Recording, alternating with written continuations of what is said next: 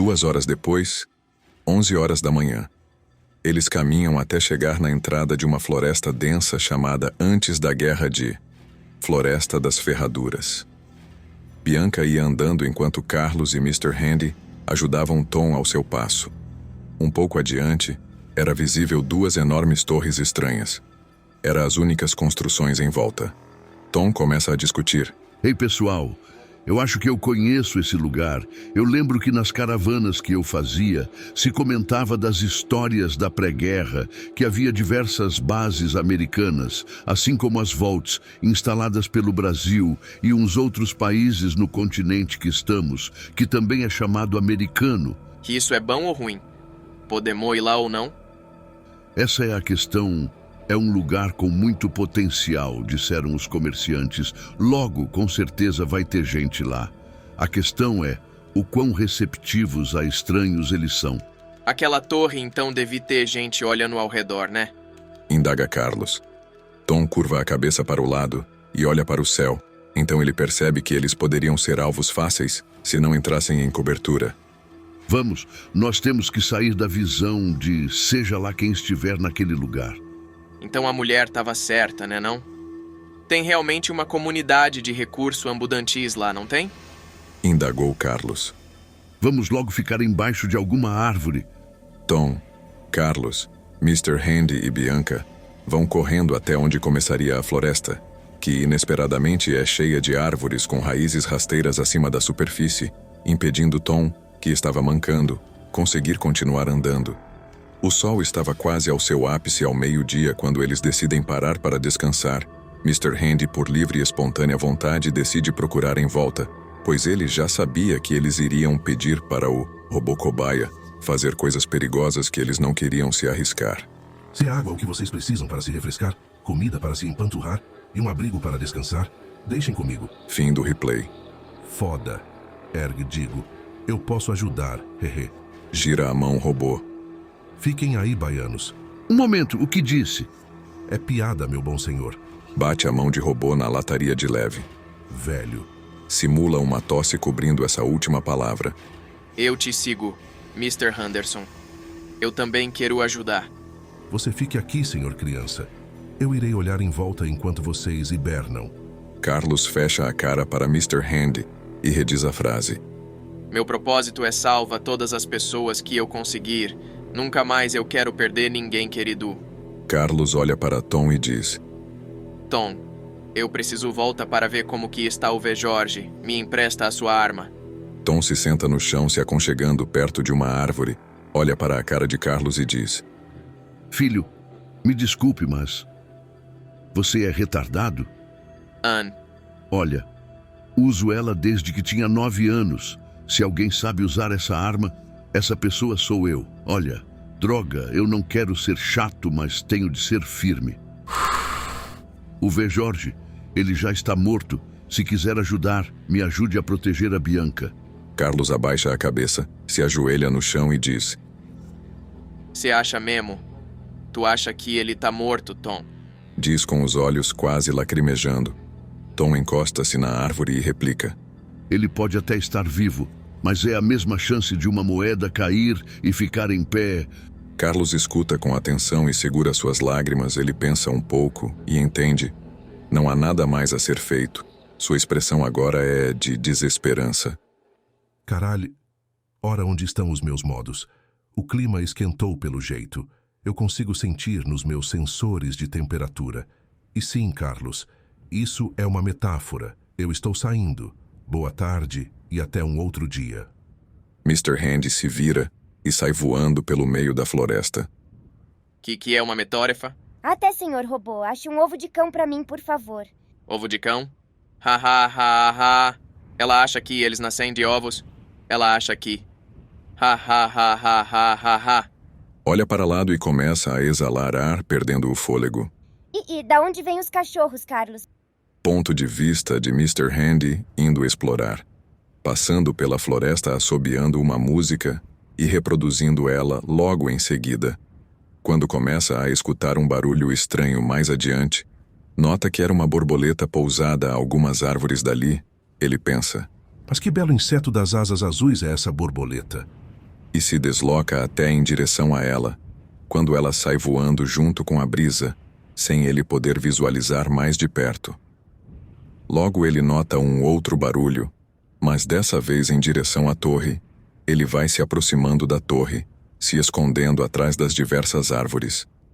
De repente, ao se esgueirar, um pássaro sai da copa de uma árvore fazendo razoável barulho com o bater de suas grandes asas. Mr. Handy se assusta e pensa consigo mesmo. Ave, não se esconda mais dos meus sensores ópticos. Ao seguir o barulho, percebe que há uma cerca enferrujada. Ele corta com sua serra com facilidade e avança. Quanto mais ele avança, um som familiar na floresta aumenta e ele nota que é algo que contorna a torre. Tendo contornado um pouco, ele finalmente encontra a origem do barulho. Uma correnteza forte fluindo para a direção da torre. Dado o fato, sem dúvida alguma, essa correnteza era utilizada para alimentar aquele lugar com água fresca. Mr. Handy decide chegar mais perto para averiguar. Com sua mão, que é parecida com uma garra articulada de 2 pontos, ele então pega um galho e corta outros pedaços de arbustos com sua serra para fazer uma camuflagem. Se cobrindo com folhas, ele parte voando para mais perto da torre. Ao chegar, percebe de fato que é uma base militar muito grande. Ele então decide simplesmente voltar até Tom e Carlos para reportar que poderiam pegar água do rio. Após uma hora, Mr. Handy volta extremamente empolgado com o seu propulsor, oscilando e girando como uma bailarina. Eu achei, senhores. Achou o quê? Mr. Handy, você conseguiu? Onde está ele? Procura em volta. Cadê o meu cachorrinho? Não foi isso que eu achei, mas sim água de um rio. Sim, podem me agradecer. Do rio. Mr. Handy vira e diz: Foi o que eu disse, surdos. Vamos, passem desengripante nas suas juntas enferrujadas, me sigam. Sério? De um rio? Entende que a água é radioativa, né? Memieri Rene. Levanta os braços para abraçá-lo. Eu estava com sede, muito obrigada. Ela sorri. Vamos lá.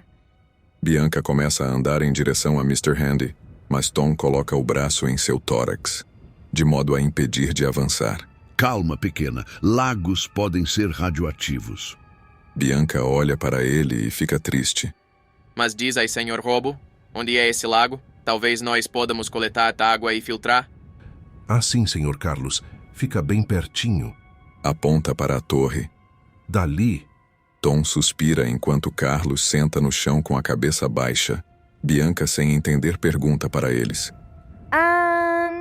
O que foi? O lago pertence às pessoas de lá. Não podemos mostrar nossa face, senão... Mr. Handy simplesmente finge suspirar e diz: Certo, parece que eu sou só apenas uma ferramenta aqui. Como assim?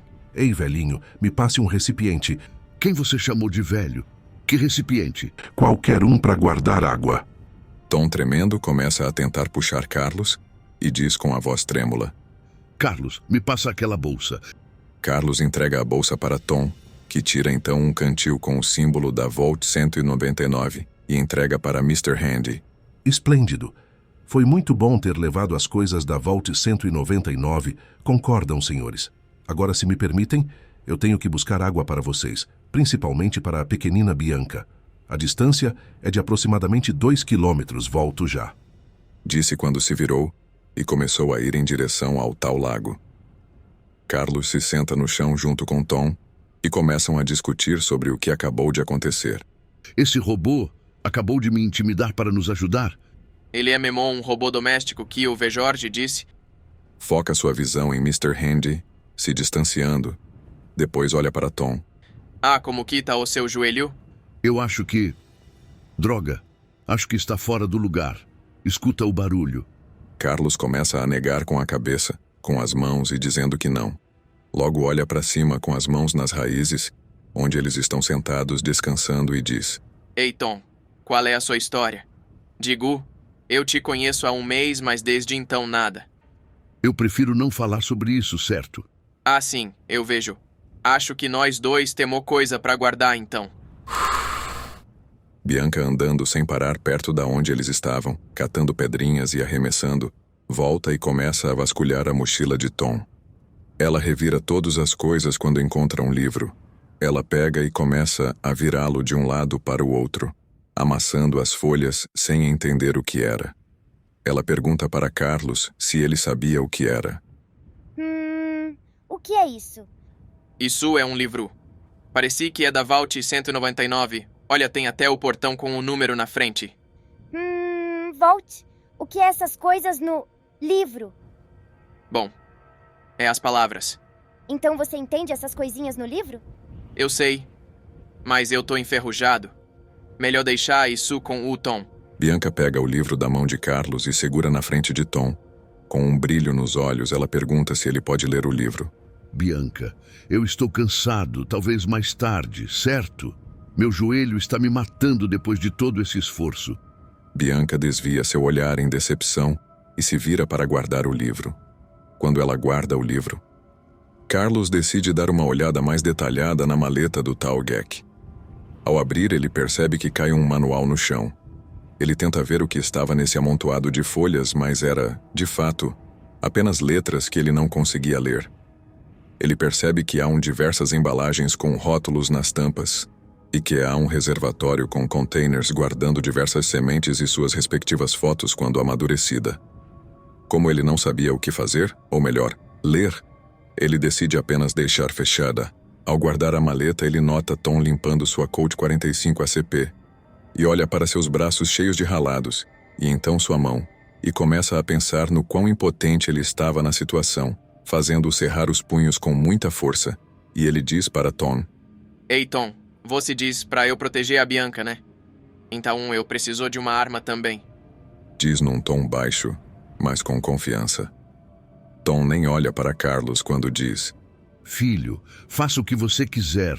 E continua a limpar a arma, quando ele apenas conclui a sua frase. Só não toque na minha arma.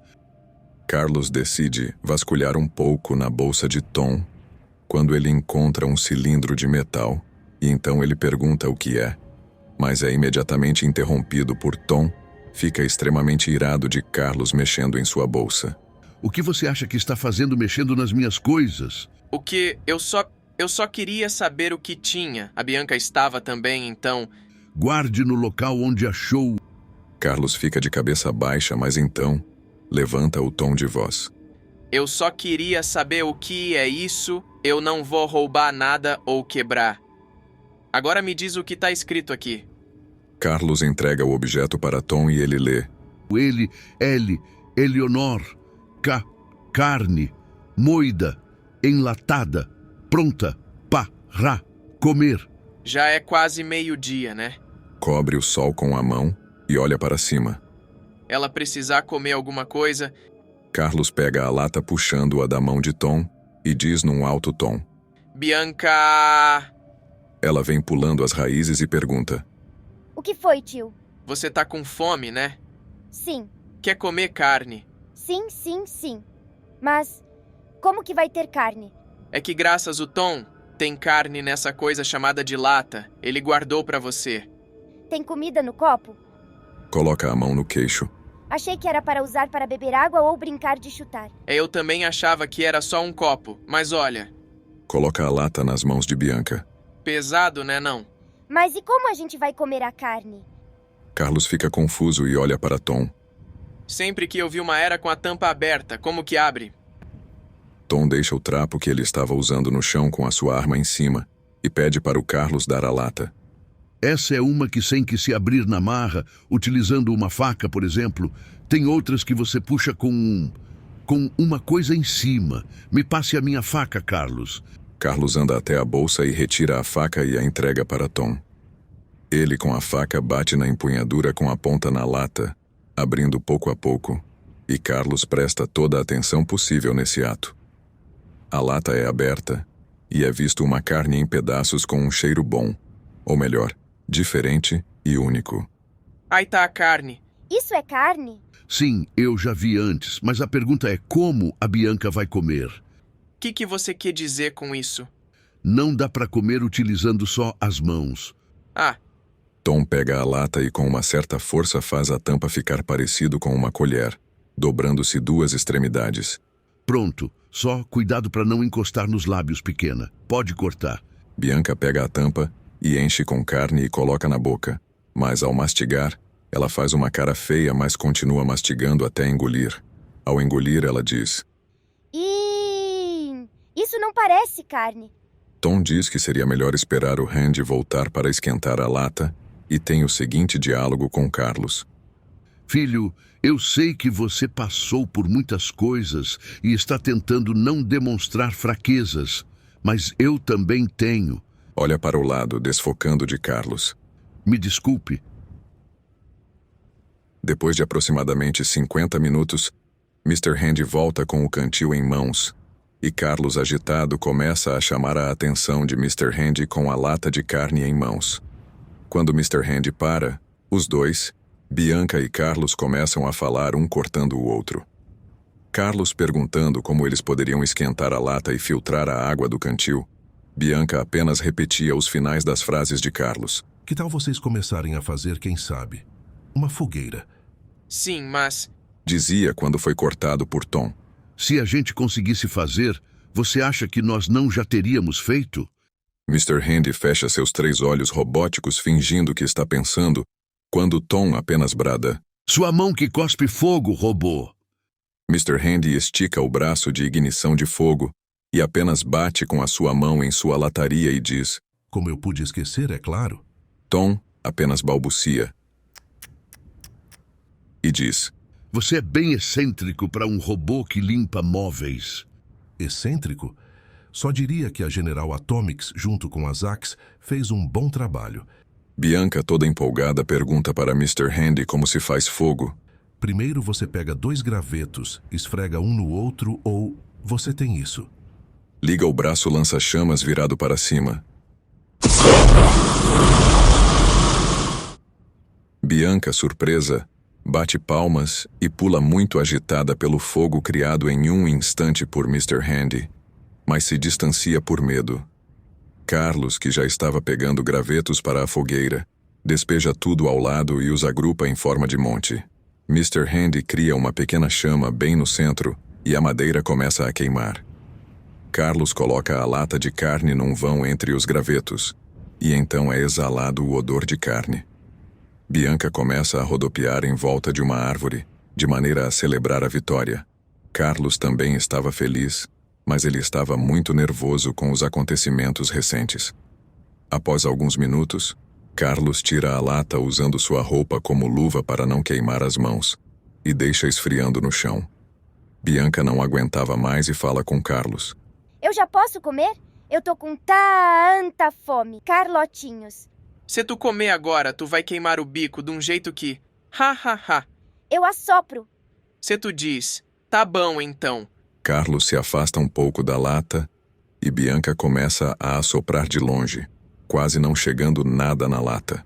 Carlos diz: Acho que desse jeito vai ser difícil. Após muitos sopros, Bianca finalmente consegue pegar a lata e prepara para uma colher cheia, e assim ela faz. Porém, ao mastigar um pouco, ela faz uma cara de insatisfeita. Mas como estava com muita fome, ela apenas continua. Ainda tem algo errado? Essa carne tá diferente, tio. Diferente? Tom está observando a conversa dos dois. Tio, você não come faz tempo, não é? Aqui, Estica a mão segurando a lata. um pouco para você. Carlos, confuso, mas com muita fome, aceita e prepara um colher cheia e mastiga. Ao engolir, ele percebe. A carne estava com uma textura estranha, provavelmente por sua data de validade ter passado do limite máximo, mesmo sendo enlatado. A carne em si não estava nem com o gosto e nem com a aparência de estragado, mas não tinha gosto nenhum. Era como comer pequenos pedaços de isopor. Mr. Handy não entende o porquê deles fazerem aquelas caras e diz com um tom carismático: O que foi? A carne enlatada da Eleonora é a melhor de toda a Itália. Era o preferido de todos antes de... Bem, vocês sabem. Bum. Carlos olha para Bianca e diz: Sabia o que faria isso ficar melhor? Uma salada em... 8 horas se passam. Atualmente 9 da noite. Está um breu total. Felizmente, graças ao Mr. Handy, eles tinham fogo para se aquecer de noite. Tom ainda estava acordado, prestando atenção ao seu redor, e Carlos e Bianca estão dormindo, quando Carlos começa a se revirar de um lado para o outro. Ele começa a balbuciar dormindo, como qual se tivesse tendo um pesadelo. Não vai, vô. Fique em casa. Eu sei que nós precisamos de comida, mas eu... Otávio, convença seus pais que ele... E quem vai cuidar de nós, Otávio? Otávio. Porque eles não voltaram ainda. Eu estou ficando com medo deles não voltarem. Tom fica olhando Carlos virar para um lado e para outro, continuando dizendo enquanto dormia. Boa viagem, Otávio e Jorge. Voltem Como assim, Vê Jorge? O que você quer dizer com o... Não. Você está mentindo. Carlos começa a aumentar o tom. Ele não morreu. Otávio não morreu. O Otávio, ele está... Disse essa frase quase como se gritasse. Carlos acorda bruscamente, hiperventilando e olhando para os lados. Tom olha para ele e continua de guarda, prestando atenção para que nada se espreitasse em volta. Carlos pede desculpa. Tom apenas coloca o dedo nos lábios e fez tio. Fique quieto. À noite os bichos se tornam mais intensos. Carlos, confuso, pergunta sussurrando e assim também faz Tom replicando. Nos bichos? Do que você tá falando? Perguntou extremamente confuso. De manhã, os animais estão mitigados de forma que procurem abrigo. Ao anoitecer, ao contrário, eles procuram rastros de suas presas. Nós estamos num principal habitat para a vida selvagem, uma floresta densa. E por que nós estamos acampando de noite aqui? Eu não consigo mais andar. Eu tentei, mas... A dor se tornou insuportável. Acho que foi o preço de todo o esforço constante até chegar onde estamos. Mas e agora? O que faremos então? Tom fica em silêncio, ignorando todas as perguntas, fazendo Carlos voltar a ficar deitado no chão. Virado de lado, oposto a Tom, Carlos começa a lembrar das memórias dele por causa de seu sonho, que mais se definia como um pesadelo produzido pelo estresse das situações que ele estava passando e reprimindo para si. Ele se lembrava no dia em que encontrou seu cachorro Caramelo, junto de Otávio, quando eram crianças. Ambos estavam brincando em volta da casa quando escutaram um choro minguado vindo de um pouco de longe. Dialogando, Otávio decide ajudar Carlos. Só não vamos muito longe, tá bom? Acrescentou Otávio, precavido. Ao seu amigo, Carlos acenou a cabeça confirmando. Após alguns minutos procurando, Otávio encontra um velho lixão e a cada passo que ele dá, o choro se torna mais alto. Ele então se depara com uma cena trágica, quase cômica. Otávio pensou. Certo. Estou vendo o rabo do cachorro debaixo dessas tábuas. Um pouquinho mais pra frente estão algumas penas. E no céu? Acho que entendi. Acho ele Otávio. O choro é de um cãozinho que entrou no lixão e começou a correr atrás dos pássaros, mas deu tempo deles voar até o topo do lixão. Porém, um deles não se sentiu ameaçado e só decidiu correr. Depois de um tempo, Fala logo de uma vez. Otávio. Pera, Carlão, como estava dizendo. O cachorro conseguiu alcançar ele, porém para isso ele se pôs em risco indo no buraco que não cabia, e na hora que passou por baixo se esbarrou nas madeiras. E depois, o pássaro só ficou ali na lata olhando até que... Tentou segurar o riso e apontou para o céu, com algumas penas caindo. O gavião pegou elas, ha. Ambos caem na gargalhada. Otávio se dá conta e brada para Carlos.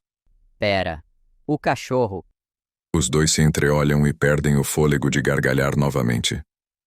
Otávio dá um tapa na costa de Carlos e diz... Tá, agora chega, me ajuda. Os dois removem as tábuas de cima do pequenino. Era quase como se coubesse na palma da mão de um homem adulto. Eles voltam para casa e está lá apenas o avô de Carlos. Otávio começa a dizer... Nós encontramos um... Porém Carlos fez tio, bem alto. O avô de Carlos pergunta o que tinha acontecido e o que eles estavam a esconder. Porém, quando Carlos ia meter o pé, Seu avô começa a tossir intensamente, fazendo ele ficar com a consciência pesada, pois estavam mentindo para o seu avô que está com a saúde bem debilitada, mal conseguindo falar direito. Eles começam então a explicar. Então, nós achamos um cachorrinho que estava preso. Disse Carlos enquanto Otávio o escutava e acenava com a cabeça. E onde está o animalzinho agora? Perguntou empolgado o avô, com uma voz rouca. Ele tá preso no segundo andar lá no quarto do pai do Carlos, seu Armando. Disse Otávio. Ainda bem que vocês encontraram algo. Eu achei que passaríamos mais um dia com fome. Disse casualmente Armando. Carlos escuta a frase de seu avô e congela. Olha para Otávio, que também entendeu o que ele quis dizer e pergunta para seu avô de volta. Que cê quer dizer com encontraram algo, vô? Ué, vamos comer ele. Só aquela plantação não está sendo o suficiente. Aliás, foi muito bom aquele dia em que vocês caçaram lagartixas. Mas vô, cachorrinho não é pra comer. Claro que é. Disse furiosamente. Carlos, nós estamos há muito tempo com só o mínimo do mínimo. Foi por isso que todos os outros saíram, para buscar comida. Caso nós não comamos, nós ficaremos sem forças. Não é pra comer o meu cachorrinho. Carlos sai correndo, abre a porta da frente com tudo. Otávio começa a seguir ele. Carlos, com o filhote na mão, corre para fugir. Otávio, indo atrás dele, começa a hiperventilar e a gritar para ele. Ei, para onde? Você tá indo? Carlos para de correr e olha para Otávio, fazendo ele parar de correr também. Carlos, o que você vai fazer? O seu avô tá certo no final. Chiu, Otávio, eu sei que não está com apenas um pouco, mas eu não quero que o cão filhote morra. Lágrimas começam a escorrer no rosto de Carlos. Eu também não quero dar o cachorro para virar comida. Disse Otávio de cabeça baixa e passando o pé no chão para frente e para trás. Carlos então pergunta para Otávio se ele queria esperar um tempo e prender o cãozinho no esconderijo secreto deles, que era uma casa destruída não muito longe dali. Otávio concorda e eles vão lá e acabam tirando uma soneca. Quando acordam, está de noite, e acabou que eles dormiram boas horas ali com o cachorro, e como estava gelado demais, eles decidem voltar com o cachorro para a casa deles. Ao chegar perto da casa, eles começam a se esgueirar, tentando abrir a porta e chegar até seus quartos sem fazer barulho, e o avô de Carlos, Sr. Armando, estava no mesmo lugar. Já no quarto, os dois estavam quase dormindo quando o cachorro começa a uivar.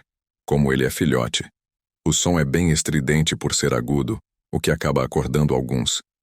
Carlos abre o olho em pânico e segura a boca do cachorro firmemente para não fazer barulho, e ele pergunta para Otávio. Será que ele escutou? Talvez? Respondeu Otávio.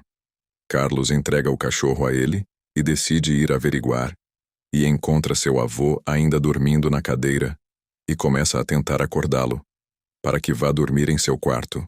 Entretanto, não teve nenhuma reação. No outro dia, ele e Otávio entenderam o que tinha acontecido. Seu avô havia morrido, e sangue seco manchava seus lábios, e em sua camisa azul amarelado desbotado. Lágrimas escorriam de seu rosto por lembrar dessas memórias de anos atrás, assim como vivia de acontecimentos do presente, seu melhor amigo, que era como seu irmão havia morrido, e que seu cachorro Caramelo, logo após alguns dias, igual Otávio, havia falecido. Ele limpa as lágrimas e vira o rosto bem lentamente, e percebe Tom passando na área dos olhos sua roupa, e novamente entende que não há uma pessoa sequer ali, livre de tristeza. Ele vira para o outro lado e fecha seus olhos. A melancolia só se esvai quando sua consciência descansa. 8 horas depois, atualmente 6 da manhã. Os três haviam adormecidos. Tom tinha insistido que ficaria de vigia. Porém, pelo cansaço acumulado dos dias anteriores, uma hora Tom acabou afundando em memórias antigas e, por conseguinte, paranoias. Tom estava encostado na árvore. Suas pálpebras lentamente se retraíam, e ele ia perdendo a noção do espaço, ficando cada vez mais sem energia. De repente, um som de galho sendo quebrado ecoa bem perto deles. Sua mão estava em cima da arma, e em um piscar, ele já está a segurando firmemente, com o dedo encostado ao lado do gatilho em alerta. Ele aguarda um segundo esperando um novo som, e então se vira com tudo e atira no espaço onde ele julgara vir o barulho, acordando Bianca e Carlos, com o barulho do projétil disparado. Ah! Tom acerta. Nada, pois estava terrivelmente cansado e mal conseguia distinguir o que ou quem estava ali por perto. Tom sabia que havia algo esgueirando nas árvores, porém não conseguia enxergar nada. Tom pensou. Ah, diarros, onde você está maldito? Eu juro, eu vou dar chumbo de ferro. Para trás, eu sei que você está. Ai! Tonho, o que está acontecendo? Aos poucos, os barulhos de longe iam se tornando mais próximos. Tom atirou para todos os lados de forma a intimidar. E quando a munição de seu pente acabou, 6 homens fardados cercavam o grupo, todos apontando para Tom, que ameaçou recarregar, porém congelou quando 5 dos homens apontaram para Carlos e Bianca, fazendo Tom então se render. Tom coloca as mãos para cima e os homens revistam-os, até mesmo Mr. Handy, que não esboçou resistência alguma. Na verdade, ele olhou para Tom e então para os homens. Haha, até um outro dia. Anne, Mr. Haney planando com seu torso claramente inclinado para cima, dando um ar de arrogância. Mr. Henny, Temo que os cavalheiros aqui tenham mais condições de me bancar. Logo eu, um exemplar de Mr. Gutsy com gentalha como vocês. É ou não é de cair a rebimboca da parafuseta, senhores soldados? Esnobou de Tom gargalhando. Os homens começam a dialogar. Tudo seguro, apenas o homem ali. Apontou para Tom. Estava portando uma arma. O que fazemos com o robô? Perguntou o outro soldado. Tragam ele junto dos demais de volta para a base. O Sr. Martins disse que devemos trazê-lo ileso. Disse um soldado com um traje diferente dos outros. Espera aí. Vocês não vão nos matar. Perguntou, mas os homens nem olharam para ele. Bianca começa a chorar. E então os soldados tomam para si as mochilas de Tom e Carlos e pedem para os 3 ficarem de pé em fila para que fossem guiados em silêncio. Tom não conseguia ficar de pé, então os soldados amarraram ele e ajudaram ele a ir andando mancando. Eles adentram mais a floresta até chegar à parte cercada, aquela onde Mr. Handy havia feito um buraco com sua serra. Um dos homens riu e disse: O robô abriu um buraco na cerca e deixou um rastro preto de raiz queimada. E então começam a rodear a cerca. Bianca com medo pergunta para Tom. Para onde nós estamos indo? E um soldado que estava ajudando Tom a andar chama a atenção de Bianca e aponta para a torre.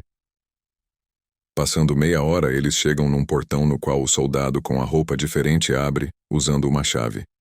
Após entrar, eles seguem uma estrada de cascalho. Ao chegar de frente com a base, eles param, pois havia o rio que fluía ao redor da base. Era fundo e a correnteza era forte demais para atravessar de pé. Tom, confuso pela espera, pergunta para os soldados, mas eles, novamente, nada respondem. De repente, uma ponte do outro lado do fosso, sustentada por correntes, começou a se deslocar até eles, para que pudessem caminhar e atravessar. Bianca e Carlos ficaram surpresos com o quão grande eram as 2 torres, e todos continuaram até chegar num outro portão. Esse era sólido e maciço, diferente do outro, que era de grade. Todos ali param em frente ao portão e esperam alguns segundos. O portão se abre, e eles entram numa parte onde havia outro portão adiante. O primeiro portão se fecha, e um dos soldados aponta para o lado, onde havia mais 2 homens que faziam o controle de o que entra ou sai, e diz: Façam algum movimento brusco ou estranho, e irão morrer, portanto fiquem em fila organizada. Mais alguns segundos se passam dentro daquele corredor selado, e então abre-se a eles o portão que estava à frente, fazendo-os contemplar todas as construções, as crianças correndo nas escadas, escorregando nos telhados, homens marchando na área, mulheres levando baldes em suas cabeças e estendendo roupas. Carlos, desnorteado e cansado, vê tudo aquilo e tem alucinações de seu lar. Seus olhos se abrem. Um guarda o acorda jogando água em seu rosto. Ele vê a imensidão do local, e também sua beleza. Porém os olhares ao redor não eram nada agradáveis. Bianca está tossindo de tanto chorar. Ela acredita que os 3 serão presos e depois mortos. Os soldados, passando em frente a uma feira, param numa tenda e roubam algumas frutas de uma mulher já idosa que não esboçou nenhuma reação, apenas aceitando com um respirar fundo. 2 soldados começam a conversar só entre si e então dão uma risada. Carlos, por que eles estão cochichando enquanto olham pra gente? Por quê? Bianca, apenas siga o que eles disserem e tudo vai ficar bem.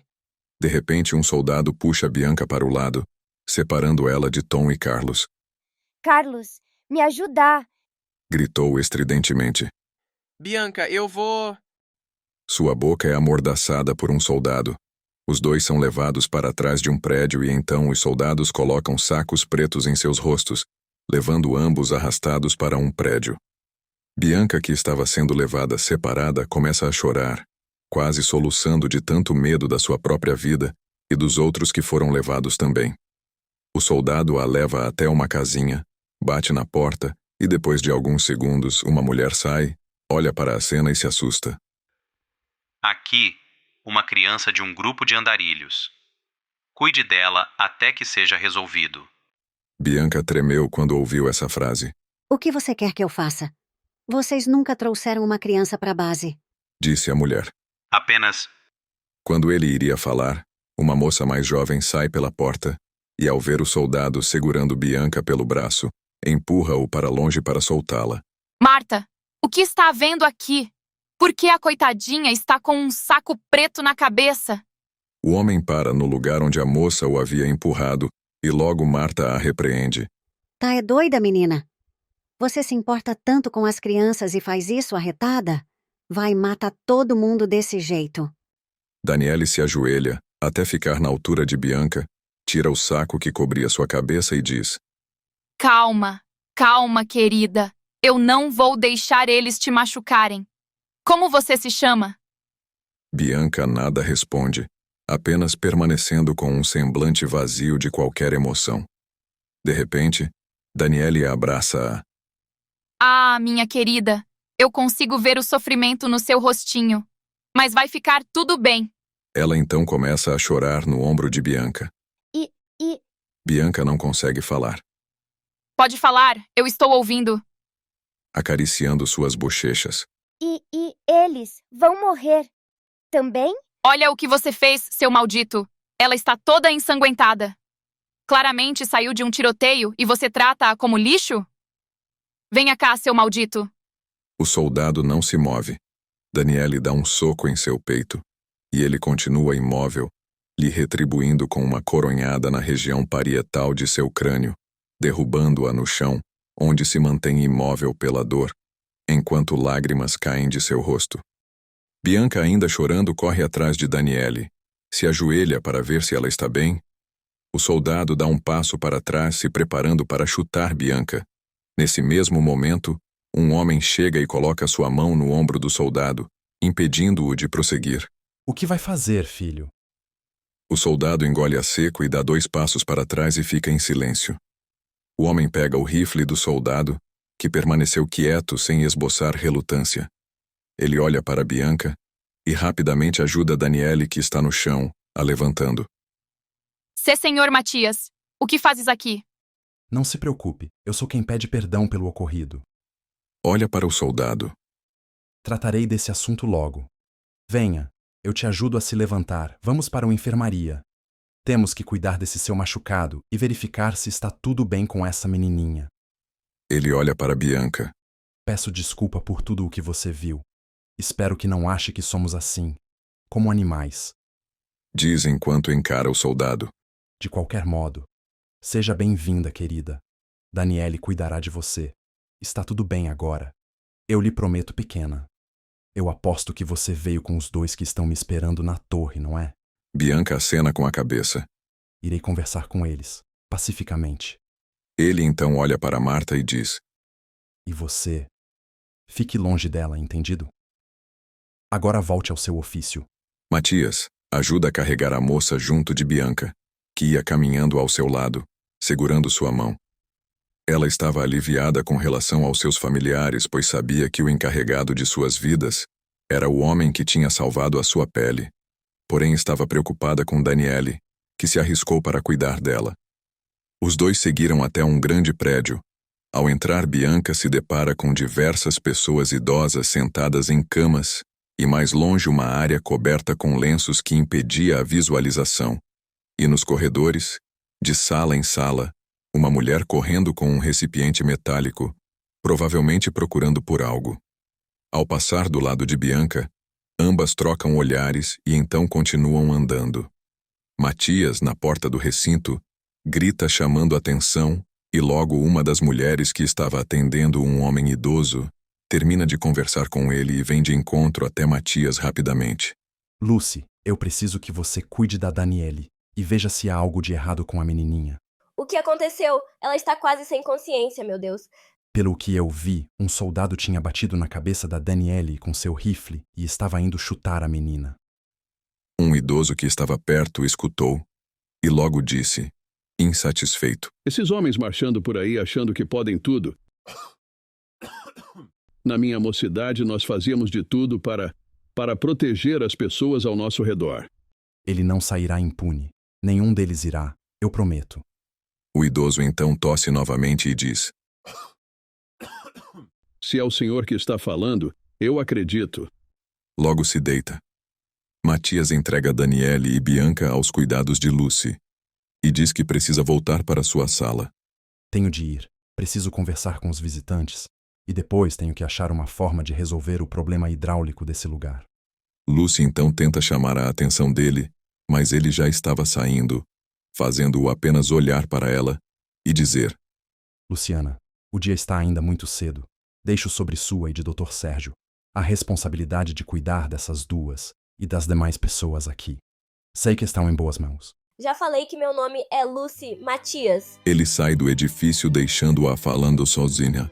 Matias sai com o passo apertado e ao olhar para cima, percebe que o céu está nublado e que o dia provavelmente ficaria ainda mais frio caso chovesse.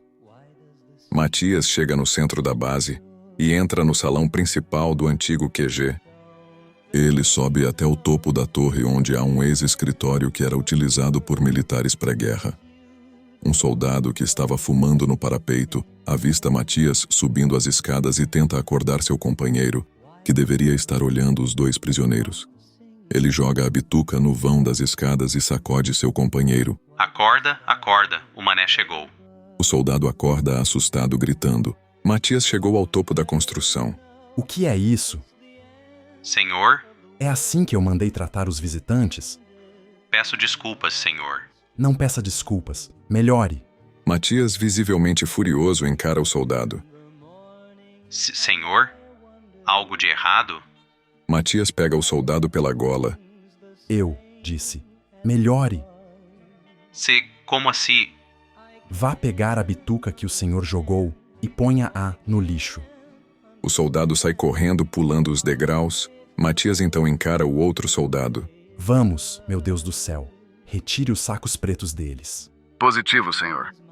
Tom, que esteve privado de sono, acorda atordoado por causa da luz. Bianca, onde está? Segura, ela está no hospital e em boas mãos. Tom abaixa a cabeça e fica em silêncio. Carlos acorda lentamente, tremendo de frio.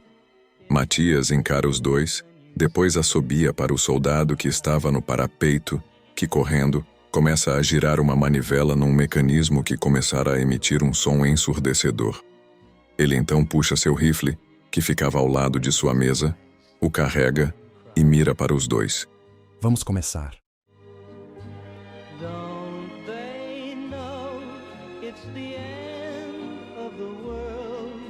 It ended when you said